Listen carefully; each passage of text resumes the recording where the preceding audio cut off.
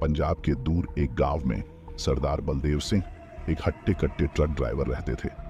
सालों से वह अपने तंदूरी रंग के ट्रक शेरे पंजाब में देश भर का सफर किया करते थे। इस बार उनकी मंजिल थी कोलकाता, जिसके बारे में उन्होंने सिर्फ कहानियों में ही सुना था।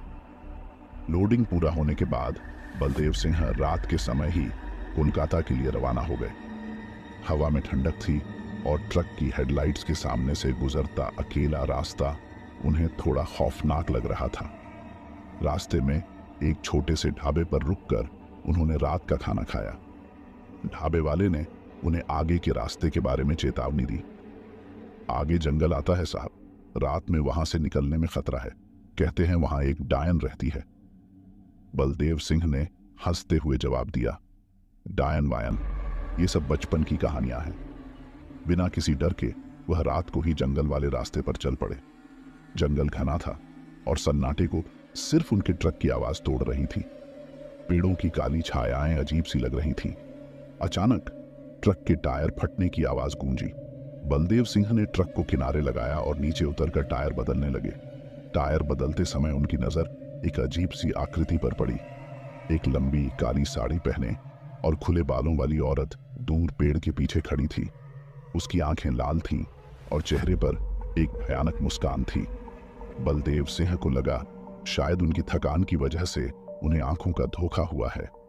उन्होंने टायर बदला और जल्दी से जंगल से निकलने की कोशिश की, लेकिन जितनी तेजी से वह गाड़ी चलाते उतनी ही तेजी से रास्ता उनके सामने बदल जाता। घंटों गाड़ी चलाने के बाद भी वह जंगल से बाहर नहीं निकल पाए। ट्रक का डीजल भी खत्म होने वाला था। हार मानकर बलदेव सिंह ट्रक के अंदर सो गए। उनकी नींद अचानक टूट गई। सामने खड़ी डायन को देखकर उनकी नींद उड़ गई। डायन ट्रक के दरवाजे पर खड़ी थी और उसकी आवाज गीछी जैसी लग रही थी। तू मेरी सड़क पर आया है, अब तू यहीं रहेगा। यह कहते हुए डायन ने बलदेव सिंह पर जादू कर दिया। बलदेव सिंह कुछ नहीं कर सके। उनकी आंखें खुली रहीं, लेकिन वह हिल भी नहीं पाए। डायन हंसती हुई जंगल में गायब हो गई। बलदेव सिंह पूरी रात डर के मारे कांपते रहे। सुबह होते ही जंगल में हरकत होने लगी। जंगली जानवर ट्रक के आसपास घूम रहे थे। बलदेव सिंह उन्हें देखकर और सहम गए। क्या वह इस जंगल से कभी निकल पाएंगे? उनकी कोलकाता की यात्रा एक भयानक सपने में बदल चुकी थी। पूरी रात डायन के जादू से जकड़े रहने के बाद सूरज की पहली किरण निकलते ही बलदेव सिंह को थोड़ी राहत मिली। जादू टूट चुका था, लेकिन डर का साया उनके ऊपर बना हुआ था। उन्होंने ट्रक के अंदर से बाहर झांका। जंगल सुबह की धूप में थोड़ा कम डरावना लग रहा था, लेकिन फिर उनकी नजर जंगल की गहराई में गई। वहां कई शेर और बाघ इधर उधर घूम रहे थे। ट्रक के टायर पंक्चर होने की वजह से उनके पास जंगल से भागने का कोई रास्ता नहीं था। बलदेव सिंह ने ट्रक के हॉर्न को जोर से बजाया, शायद कोई मदद मिल जाए। लेकिन जंगल में सिर्फ जंगली जानवरों की आवाजें ही गूंजती रहीं। कुछ देर बाद उन्होंने देखा कि एक विशाल बाघ ट्रक के करीब आ रहा है। बलदेव सिंह ने ट्रक के अंदर से दरवाजा बंद कर लिया और खिड़की से बाघ को देखते रहे।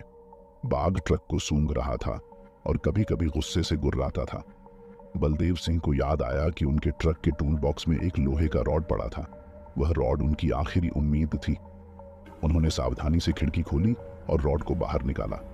जैसे ही बाघ ट्रक पर झपटने आया, बलदेव सिंह ने जोर से रॉड से उसकी नाक पर मारा। बाघ गुस्से से चीखा और पीछे हट गया। इस घटना से बलदेव सिंह को थोड़ा आत्मविश्वास मिला।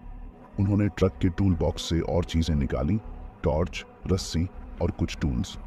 शायद इन चीजों की मदद से वो टायर बदलने में कामयाब हो जाएं। लेकिन सूरज ढलने के साथ ही जंगल में खतरा और भी बढ़ गया। रात में जंगली जानवर और भी ज्यादा आक्रामक हो जाते थे। बलदेव सिंह ने ट्रक की हेडलाइट्स जला दी, जिससे जंगली जानवर थोड़े दूर रहे। उन्होंने ट्रक के अंदर ही रात गुजारी। हर आहट पर उनके दिल की धड़कनें तेज हो जाती थीं। क्या उन्हें अगला दिन देखने को मिलेगा? क्या वह कभी जंगल से निकल पाएंगे? पूरी रात जंगली जानवरों के डर से जकड़े रहने के बाद सुबह की रोशनी ने बलदेव सिंह को थोड़ी राहत दी। उन्होंने रात को जंगल में किसी जानवर की चीख सुनी थी, जिसने उनकी नींद पूरी तरह हराम कर दी थी।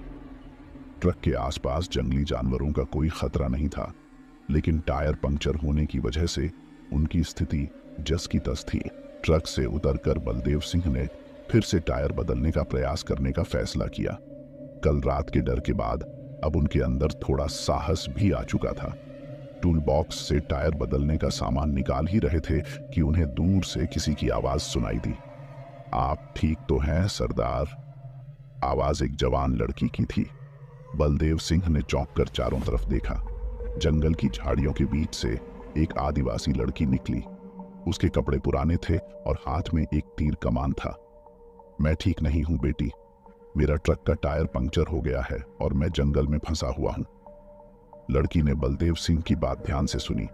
आप चिंता न करें सरदार, मैं आदिवासी हूं, मुझे इस जंगल की अच्छी जानकारी है, मैं आपकी मदद करूंगी।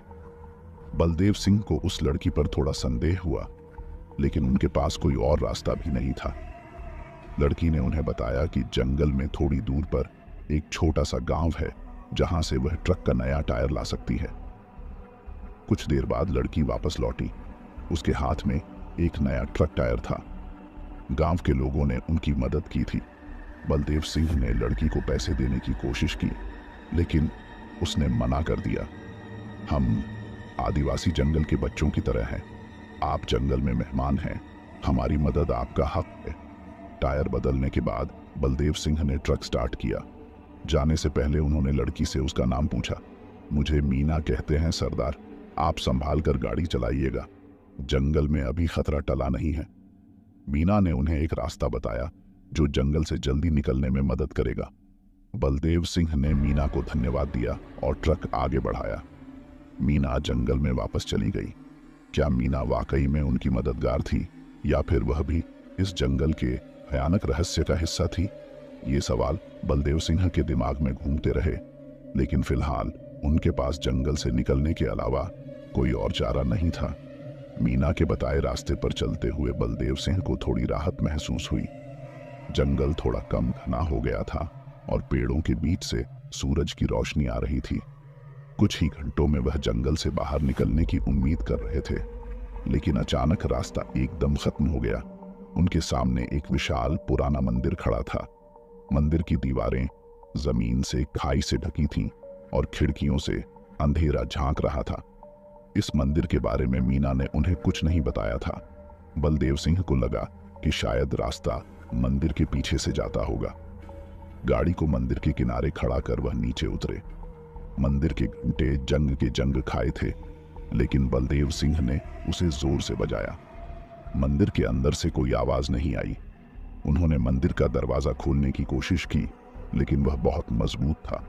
चारों तरफ सन्नाटा था, सिर्फ जंगल के जानवरों की आवाजें ही सुनाई दे रही थीं। बलदेव सिंह को लगा कि शायद यह मंदिर बंद है और उन्हें किसी दूसरे रास्ते की तलाश करनी चाहिए।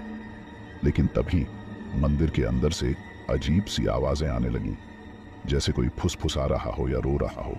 बलदेव सिंह को रोंगटे खड़े हो गए। डर के बावजूद उनकी जिज्ञासा भी जागी। वह दरवाजे के छेद से झांकने लगे। मंदिर के अंदर अंधेरा था, लेकिन दूर एक मंदिर की ज्योति टिमटिमा रही थी। बलदेव सिंह ने हिम्मत करके दरवाजा जोर से धक्का दिया। पुराना दरवाजा टूटकर खुल गया। अंदर का नजारा देखकर उनके पैरों तले जमीन खिसक गई।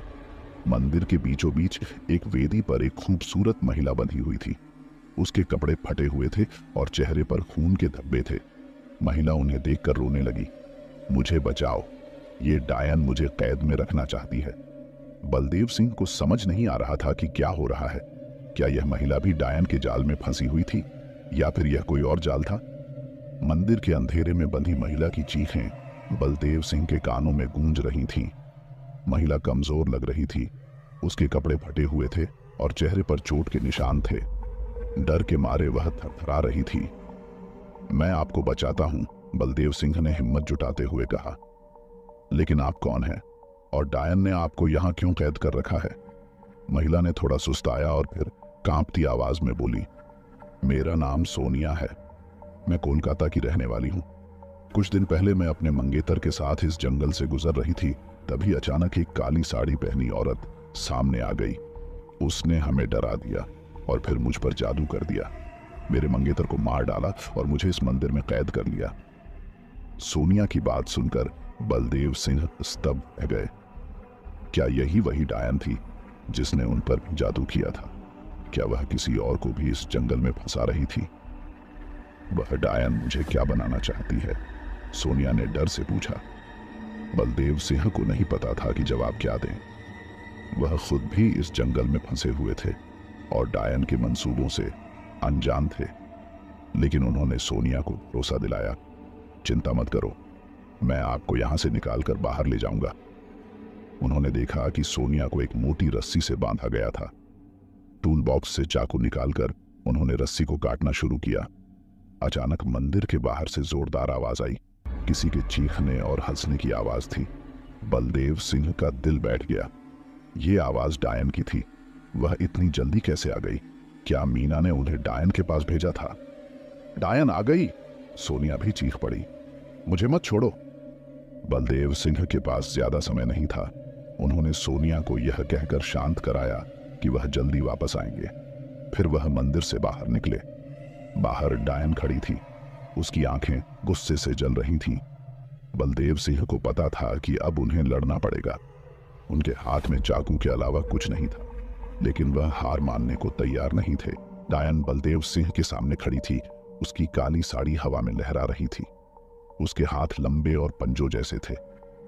डरावनी हंसी के साथ उसने कहा, तू फिर लौट आया सरदार, अब तू यहीं मर जाएगा।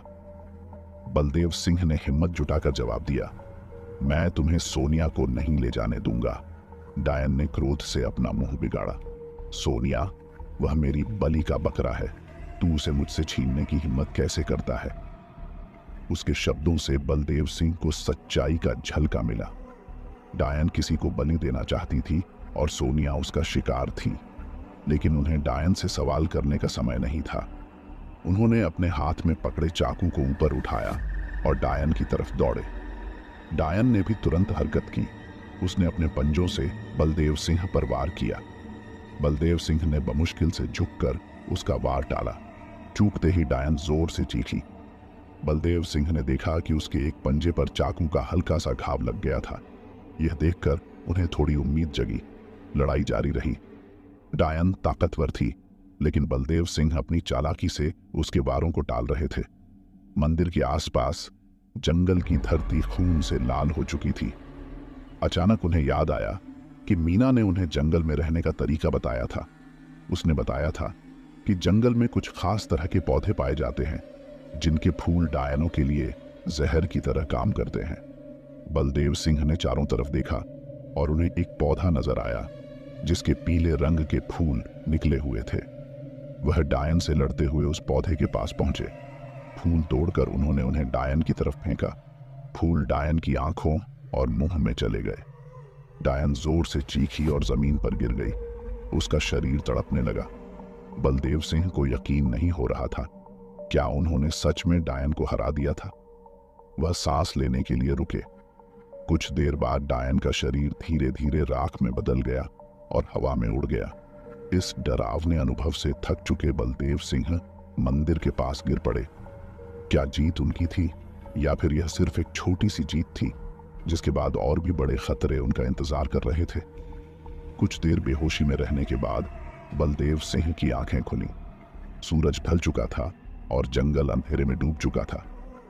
उनके शरीर में दर्द हो रहा था, लेकिन उन्हें खुशी थी कि वह जिंदा थे।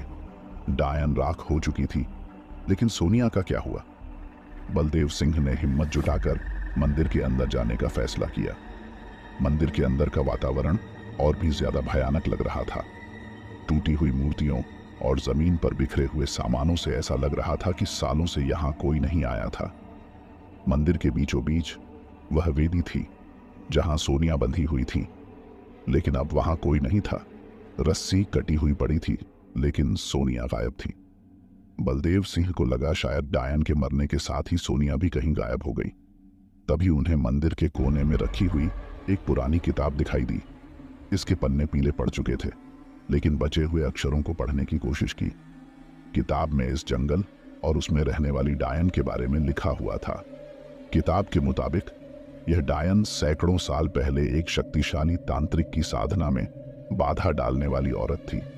तांत्रिक ने उसे मार डाला था, लेकिन उसकी आत्मा को इस जंगल में कैद कर दिया था।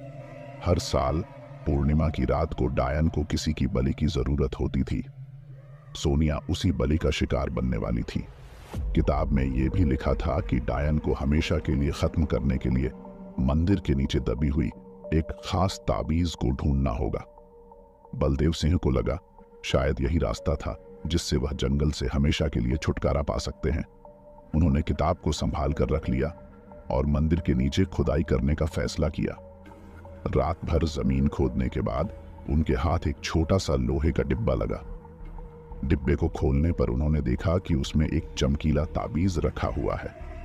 ताबीज पर संस्कृत के कुछ शब्द लिखे हुए थे जिनका मतलब उन्हें समझ नहीं आ रहा था, लेकिन किताब में लिखे हुए निर्देशों के अनुसार उन्होंने ताबीज को मंदिर के बाहर जमीन में गाड़ दिया।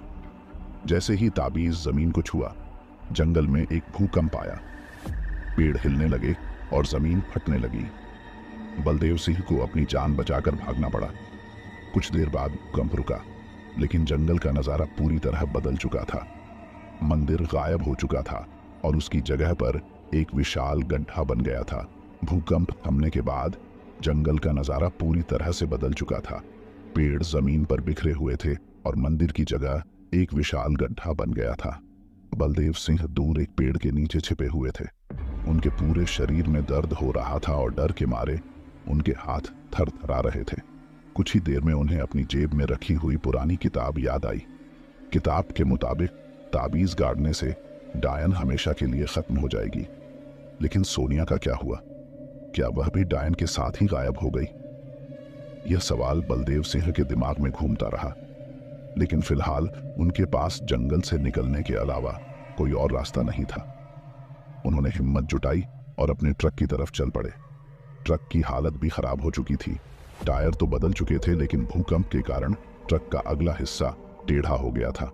फिर भी बलदेव सिंह को उम्मीद थी कि वह किसी तरह ट्रक को स्टार्ट कर पाएंगे।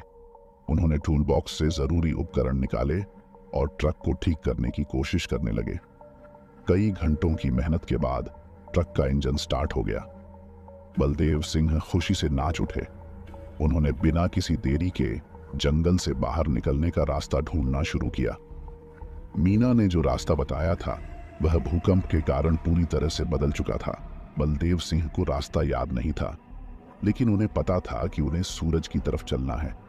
सूरज पूर्व दिशा में निकलता है और कोलकाता भी पूर्व दिशा में ही स्थित है। कई घंटों तक वह सूरज की तरफ गाड़ी चलाते रहे। रास्ते में उन्हें जंगली जानवरों का कोई खतरा नहीं था। शायद भूकंप की वजह से जानवर कहीं और चले गए थे। शाम ढलने से पहले उन्हें एक पक्की सड़क दिखाई दी। वह खुशी से उस सड़क पर गाड़ी मोड़ने लगे। सड़क पर कुछ दूर चलने के बाद उन्हें एक छोटा सा गांव दिखाई दिया। गांव के लोग उन्हें देखकर चौंक गए। उन्होंने बलदेव सिंह से पूछा कि वह जंगल से कैसे निकल पाए। बलदेव सिंह ने उन्हें जंगल में हुए भयानक अनुभवों के बारे में नहीं बताया। उन्होंने बस इतना ही कहा कि वह रास्ता भटक गए थे। गांव वालों ने उनकी मदद की और उन्हें कोलकाता जाने वाली मुख्य सड़क तक पहुंचा दिया। अब उनके सामने सिर्फ कोलकाता का सफर बाकी था। जंगल से निकलने के बाद भी वह थोड़े सहमे हुए थे, लेकिन अब उन्हें राहत महसूस हो रही थी। वह जल्द ही कोलकाता पहुंच जाएंगे और इस भयानक जंगल को हमेशा के लिए भूल जाएंगे। पक्की सड़क पर ट्रक दौड़ रहा था। हवा में ठंडक थी और चारों तरफ खेत खलिहान नजर आ रहे थे। जंगल का खौफ अब भी बलदेव सिंह के दिल में बैठा था, लेकिन धीरे धीरे राहत का एक संदेश भी मन में फैल रहा था। वह आखिर जंगल से निकल पाए थे। गांव वालों ने उन्हें बताया था कि कोलकाता पहुंचने में उन्हें लगभग 2 दिन लग जाएंगे। रास्ते में कई शहर और ढाबे थे जहां वह रुककर आराम कर सकते थे। उन्होंने ट्रक के रेडियो को चालू किया। रेडियो से बजते हुए पुराने पंजाबी गीतों ने उन्हें थोड़ा सुकून दिया। जंगल में बिताए गए भयानक दिनों को वह शायद कभी नहीं भूल पाएंगे, लेकिन अब वह भविष्य की तरफ देखना चाहते थे। कुछ देर बाद उन्हें सड़क के किनारे एक ढाबा दिखाई दिया। ढाबे पर रुककर उन्होंने खाना खाया और ट्रक को ठीक से चेक किया। भूकंप की वजह से ट्रक थोड़ा क्षतिग्रस्त हो गया था, लेकिन किसी तरह चल रहा था। रास्ते में कई ट्रक ड्राइवरों से उनकी मुलाकात हुई। उन्होंने उन्हें कोलकाता का रास्ता बताया और जंगल में हुए भूकंप के बारे में भी चर्चा की। यह जानकर बलदेव सिंह को थोड़ी हैरानी हुई कि जंगल में हुए भूकंप की खबर आसपास के इलाकों में भी फैल चुकी थी। दूसरे दिन शाम के समय वह एक बड़े शहर में पहुंचे। शहर की चमचमाती रोशनी और सड़कों पर चलने वाली गाड़ियों को देखकर उन्हें कोलकाता जैसे बड़े शहर की कल्पना आ गई। शहर के एक होटल में रात बिताने के बाद अगले दिन वह कोलकाता की ओर रवाना हो गए। रास्ते में रेडियो पर खबर आई कि जंगल में हुए भूकंप के बाद कई लोगों को बचाया गया है। ये खबर सुनकर बलदेव सिंह चौंक गए। क्या सोनिया भी उन बचाए गए लोगों में से एक थी? जंगल से निकलने से पहले उन्हें सोनिया का कोई पता नहीं चला था। कोलकाता पहुंचते ही सबसे पहले उन्होंने यह पता लगाने की कोशिश की कि जंगल से बचाए गए लोगों को कहां रखा गया है। उन्हें यह जानकर थोड़ी उम्मीद जगी कि शायद सोनिया भी उन लोगों में से एक हो। कोलकाता की उमस भरी गर्मी बलदेव सिंह को जंगल की नमी से बिल्कुल अलग लगी। शहर की ऊंची इमारतें और तेज रफ्तार वाली जिंदगी उन्हें जंगल के सन्नाटे की भयावहता को कुछ पल के लिए भुला दे रही थी। उनका पहला पड़ाव सरकारी दफ्तर था, जहां जंगल से बचाए गए लोगों की जानकारी मिलती थी। दफ्तर के बाहर लंबी लाइन लगी थी। बेचैनी से इंतजार करने के बाद उनकी बारी आई। उन्होंने क्लर्क को जंगल और भूकंप के बारे में बताया और पूछा कि क्या उन्हें सोनिया नाम की किसी लड़की के बारे में कोई जानकारी है। क्लर्क ने रजिस्टर पलट कर देखा और सिर हिला दिया। नहीं, जंगल से बचाए गए लोगों में सोनिया नाम की कोई लड़की नहीं है। शायद उसका नाम गलत लिखा गया हो या फिर उसकी बात अधूरी रह गई। बलदेव सिंह का दिल बैठ गया। क्या जंगल ने सोनिया को भी निगल लिया था? क्या डायन के खत्म होने के साथ ही वह भी कहीं खो गई थी? क्लर्क ने उन्हें अस्पताल जाने की सलाह दी, जहां कुछ घायल लोगों को भर्ती कराया गया था। शायद वहां उन्हें कोई जानकारी मिल सके। उम्मीद की एक किरण जगाकर वह अस्पताल की ओर रवाना हो गए। अस्पताल के वेटिंग रूम में बैठकर उन्होंने मरीजों के नामों की लिस्ट देखी। सोनिया का नाम कहीं नहीं था। हताश होकर उन्होंने डॉक्टर से बात की। डॉक्टर ने उनकी कहानी ध्यान से सुनी। मुझे जंगल में किसी डायन के बारे में तो नहीं पता, डॉक्टर ने कहा, लेकिन हाँ, एक लड़की कुछ दिनों पहले बेहोशी की हालत में जंगल के किनारे मिली थी। उसे याद नहीं आ रहा था कि वह जंगल में कैसे पहुंची। बलदेव सिंह के कान खड़े हुए। क्या यह लड़की सोनिया हो सकती थी? डॉक्टर ने उन्हें बताया कि लड़की को किसी रिश्तेदार के पास भेज दिया गया है। उन्होंने लड़की का नाम और उस रिश्तेदार का पता हासिल करने की कोशिश की, लेकिन अस्पताल के नियमों के कारण उन्हें ज्यादा जानकारी नहीं दी जा सकी। बलदेव सिंह निराश होकर अस्पताल से बाहर निकले। सोनिया के बारे में तो कोई सुराग नहीं मिला, लेकिन डायन के खत्म होने का उन्हें एक अजीब सा संतोष था। हालांकि जंगल के रहस्य और डायन की कहानी उनके दिमाग में कई सवाल छोड़ गई थी। क्या सच में जंगल में कोई डायन थी, या फिर यह सब बलदेव सिंह के भ्रम का हिस्सा था? मीना ने उनकी मदद की थी या किसी और मकसद से उन्हें जंगल में फंसाया था? और सोनिया का क्या हुआ? ये सवाल शायद हमेशा के लिए उनके साथ रहेंगे, लेकिन एक बात तय थी, वह जंगल में वापस जाने का जोखिम कभी नहीं उठाएंगे। कोलकाता की चकाचौंध भरी जिंदगी बलदेव सिंह को बेचैन कर रही थी। शहर की हर आवाज उन्हें जंगल की खौफनाक खामोशी की याद दिला देती थी। जंगल से निकल हालांकि चुके थे, लेकिन उसके भयानक अनुभव उनके दिमाग में गहरे जख्म छोड़ गए थे। हर रात उन्हें डायन की खौफनाक हंसी और सोनिया की चीखें सपने में आती थी। डॉक्टर ने उन्हें भ्रम दूर करने के लिए थेरेपी लेने की सलाह दी थी, लेकिन बलदेव सिंह को यकीन था कि जंगल में जो कुछ हुआ था वह सच था। एक रात उन्हें एक ख्याल आया। जंगल से निकलते समय उन्होंने मीना के दिए हुए ताबीज को अपनी जेब में रख लिया था। शायद उस ताबीज में कोई रहस्य छिपा हो जो जंगल के रहस्य को सुलझाने में उनकी मदद कर सके। उन्होंने जेब से ताबीज निकाला। यह एक साधारण सा चमड़े का थैली था, जिसके अंदर एक छोटा सा पत्थर बंधा हुआ था। पत्थर पर कुछ अजीब से निशान बने हुए थे। बलदेव सिंह को ये निशान उन निशानों से मिलते जुलते लगे थे जो उन्होंने मंदिर की किताब में देखे थे। उन्होंने एक पुराने पुस्तकालय का रुख किया। वहां के विद्वानों को ताबीज और निशान दिखाए। विद्वानों ने उन्हें बताया कि ये निशान किसी प्राचीन तांत्रिक भाषा के हैं। कुछ दिनों की मेहनत के बाद विद्वानों ने निशानों का अनुवाद कर लिया। अनुवाद के मुताबिक ताबीज किसी शक्तिशाली तांत्रिक का था और उसमें एक खास मंत्र छिपा हुआ था। इस मंत्र का इस्तेमाल कर जंगल में कैद आत्माओं को मुक्त कराया जा सकता था। यह जानकारी मिलने के बाद बलदेव सिंह को एक उलझन हुई। क्या सच में जंगल में कैद आत्माएं थीं, जिनमें से एक डायन भी थी, या फिर ये सब तांत्रिक मंत्रों की कहानियां थीं? लेकिन उनके मन में एक सवाल अभी भी उठ रहा था, सोनिया का क्या हुआ? क्या वह भी किसी तरह जंगल में फंसी हुई थी? तांत्रिक मंत्र और सोनिया के रहस्य को सुलझाने के लिए उनके मन में एक ख्याल आया, उन्हें वापस जंगल जाना होगा। बलदेव सिंह का फैसला चौंकाने वाला था। जंगल के भयानक अनुभवों के बाद वापस जाना किसी आत्मघाती कदम से कम नहीं था, लेकिन जंगल के रहस्यों को सुलझाने और सोनिया को ढूंढने की जिद उनके मन में अटूट थी। उन्होंने कोलकाता में कुछ दिन और रुकने का फैसला किया, विद्वानों से मिले अनुवाद का अध्ययन किया और तांत्रिक मंत्र को कंठस्थ करने की कोशिश की। शहर की चकाचौंध के बीच भी उनकी रातें जंगल की खौफनाक यादों से भरी रहीं।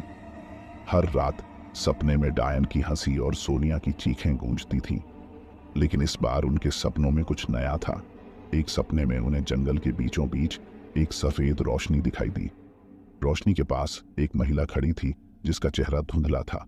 महिला ने बलदेव सिंह को पुकारा और कहा, मैं सोनिया हूं, मुझे बचा लो। बलदेव सिंह चौंक कर उठ बैठे। क्या यह सच में सोनिया थी, या फिर उनका मन उन्हें धोखा दे रहा था? यह सपना उनके जंगल वापस जाने के फैसले को और भी पक्का कर गया। उन्होंने ट्रक की मरम्मत करवाई और जरूरी सामान इकट्ठा किया। विद्वानों से मिले ताबीज को उन्होंने गले में पहन लिया। कोलकाता से जाते समय उनके मन में कई सवाल थे। क्या जंगल में वापसी उनके लिए जानलेवा साबित होगी? क्या वह सोनिया को ढूंढ पाएंगे? और सबसे अहम, क्या वह तांत्रिक मंत्र का इस्तेमाल कर पाएंगे? इन सवालों के जवाब उन्हें जंगल की गहराई में मिलने वाले थे। एक गहरी सांस लेकर बलदेव सिंह ने ट्रक को स्टार्ट किया और जंगल की ओर चल पड़े। रियर व्यू मिरर में कोलकाता की रोशनी धीरे धीरे कम होती जा रही थी। उनकी यात्रा अनिश्चितता और खतरे से भरी थी, लेकिन सच जानने और सोनिया को बचाने का जुनून उन्हें आगे बढ़ा रहा था। कई दिनों के सफर के बाद बलदेव सिंह जंगल की सीमा पर पहुंच गए थे।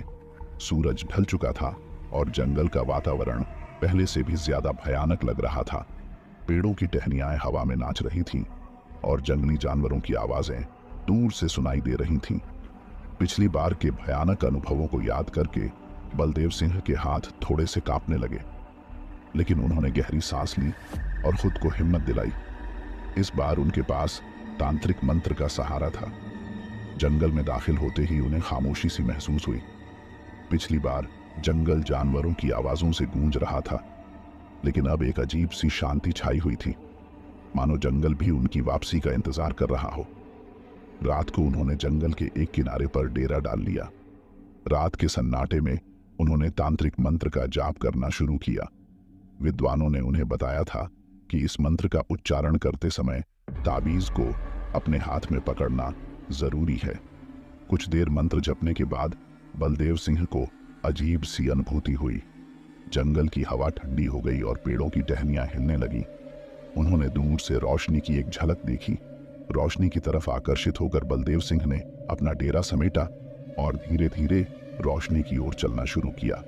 रास्ते में उन्हें जंगली जानवरों का कोई खतरा नहीं था। जंगल जैसे उनकी राह बना रहा था। कुछ देर चलने के बाद वह एक खाली जगह पर पहुंच गए। वहां जमीन पर एक चमकीली सफेद रोशनी फैली हुई थी। रोशनी के बीचों बीच वही महिला खड़ी थी जिसे उन्होंने सपने में देखा था। सोनिया? बलदेव सिंह ने हिचकिचाते हुए पूछा। महिला ने धीरे धीरे मुड़कर देखा। उसकी आंखों में आंसू थे। हाँ बलदेव सिंह, तुम आखिरकार आ ही गए। ये सच में सोनिया थी, लेकिन वह जमीन से कुछ ऊपर तैर रही थी और उसके शरीर में हल्की सी रोशनी निकल रही थी। सोनिया को हवा में तैरता देख बलदेव सिंह की आंखें चौड़ी हो गईं। डर और खुशी का मिश्रण उनके मन में था। सोनिया, तुम कैसे? उनकी आवाज कांप रही थी। सोनिया धीरे से जमीन पर उतरी। बलदेव सिंह, तुमने जो तांत्रिक मंत्र जप किया, उससे मेरी आत्मा को मुक्ति मिल गई। मैं डायन नहीं थी, बल्कि एक ऐसी लड़की थी जिसे डायन ने जंगल में फंसा लिया था। उसने आगे बताया कि कैसे डायन जंगल में रहने वाले एक शक्तिशाली तांत्रिक की आत्मा को कैद करना चाहती थी, लेकिन तांत्रिक की आत्मा बहुत शक्तिशाली थी, इसलिए डायन ने उसकी जगह सोनिया को फंसा लिया। सोनिया की मौत के बाद उसकी आत्मा जंगल में ही भटकने लगी। बलदेव सिंह को यह सुनकर हैरानी हुई। वह जंगल में डायन से तो लड़ा था, लेकिन उसे यह नहीं पता था कि डायन किसी और को फंसाने की कोशिश कर रही थी। लेकिन डायन कहाँ गई? उसने पूछा। जब जंगल में भूकंप आया तो डायन की तांत्रिक शक्तियां खत्म हो गईं। उसकी आत्मा भी अब जंगल में भटक रही होगी। सोनिया की आवाज उदास थी।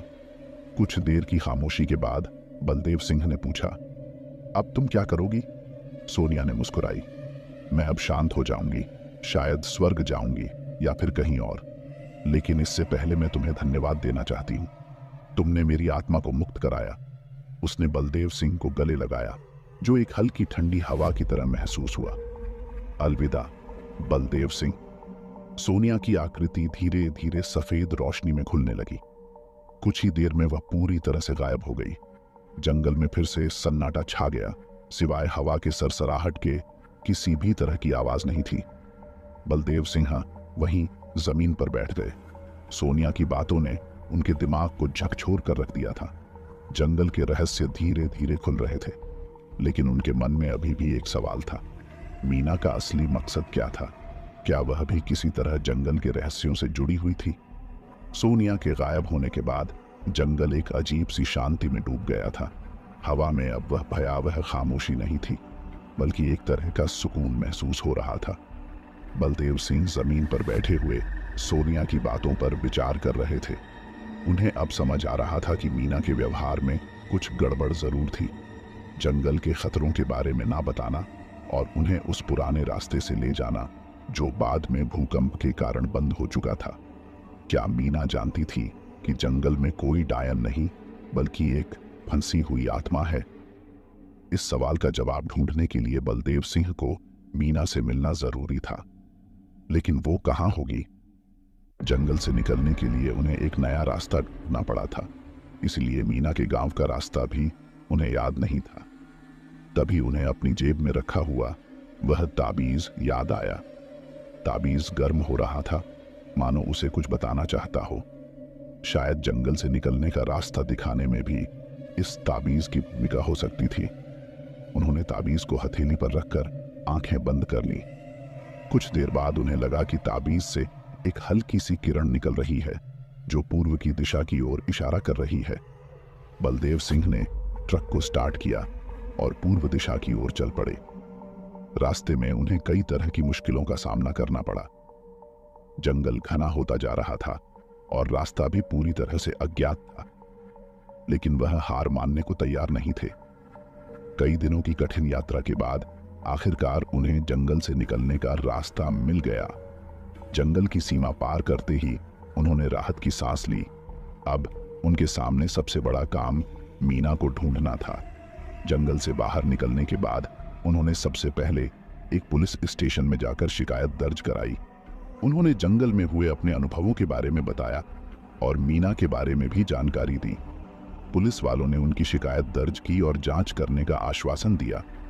बलदेव सिंह को उम्मीद थी कि पुलिस मीना को ढूंढने में उनकी मदद कर पाएगी। कुछ दिन बाद पुलिस से उनके पास खबर आई। उन्होंने मीना को ढूंढ लिया था, लेकिन जब बलदेव सिंह उनसे मिले तो उन्हें एक झटका लगा। मीना जेल में बंद थी। पुलिस वालों ने बताया कि मीना पर जंगल के पास के एक गांव में चोरी करने का आरोप था। हालांकि बलदेव सिंह को यकीन नहीं हो रहा था। क्या मीना वाकई चोर थी या फिर उसके जंगल से जुड़े कुछ और मकसद थे? जेल में मीना से मुलाकात हुई। मीना ने बलदेव सिंह को देखकर हैरानी जताई। आप जंगल से जिंदा निकल आए? बलदेव सिंह ने उसे जंगल में हुए अपने अनुभवों के बारे में बताया और पूछा, मीना, तुम क्या जंगल के रहस्यों को जानती थी? मीना कुछ देर चुप रही, फिर धीमी आवाज में बोली, हाँ बलदेव सिंह, मैं जंगल के रहस्यों को जानती थी, लेकिन मैं तुम्हें बचाने की कोशिश कर रही थी। उसने आगे बताया कि जंगल में रहने वाली डायन के बारे में गांव में पुरानी कहानियां थीं। मीना को डर था कि जंगल में बलदेव सिंह को कोई खतरा ना हो, इसलिए उसने उन्हें जंगल के खतरों के बारे में नहीं बताया था। बलदेव सिंह को अब समझ आ रहा था कि मीना के व्यवहार में जो कुछ अजीब लगा वह शायद जंगल के रहस्यों को लेकर उसके डर की वजह से था। उसने मीना से पूछा, लेकिन तुमने मुझे उस पुराने रास्ते से जंगल में क्यों भेजा? वह रास्ता तो भूकंप के कारण बंद हो चुका था। मीना की आंखों में एक चमक आई। मुझे लगा था कि शायद पुराना रास्ता जल्दी जंगल से निकालने में तुम्हारी मदद करेगा। मैं नहीं जानती थी कि भूकंप आ जाएगा। बलदेव सिंह को अब मीना की बातों पर पूरा भरोसा नहीं हो रहा था। लेकिन चोरी का आरोप? मीना ने सिर झुका लिया। मुझे पैसे की जरूरत थी। जंगल के पास के गांवों में अजीब बीमारियां फैल रही थी। मैं एक डॉक्टर को लाना चाहती थी। उसने आगे बताया कि जंगल के रहस्यों के बारे में गांव वालों को ज्यादा जानकारी नहीं थी। उन्हें सिर्फ इतना पता था कि जंगल में कोई बुरी शक्ति है। बलदेव सिंह को एहसास हुआ कि वह जंगल के रहस्यों को पूरी तरह से नहीं समझ पाए। डायन जैसा कोई नहीं था, बल्कि एक फंसी हुई आत्मा थी, और मीना शायद वाकई उनकी मदद करना चाहती थी।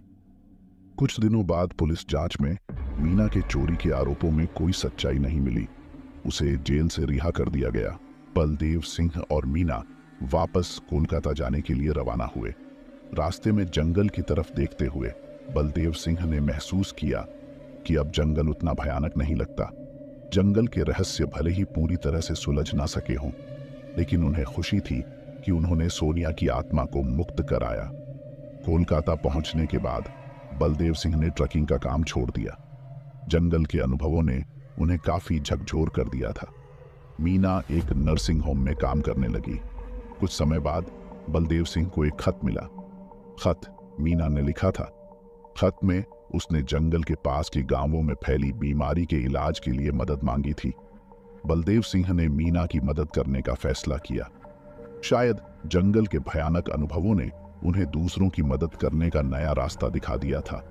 इस कहानी का अंत भले ही जंगल के सभी रहस्यों को उजागर ना करता हो, लेकिन यह हमें यह सिखाता है कि कभी-कभी डर की वजह से हम सच को पहचान नहीं पाते। सच्चाई अविश्वसनीय लग सकती है, लेकिन उसे स्वीकारने की हिम्मत ही असली जीत होती है। दोस्तों, यह थी आज की कहानी।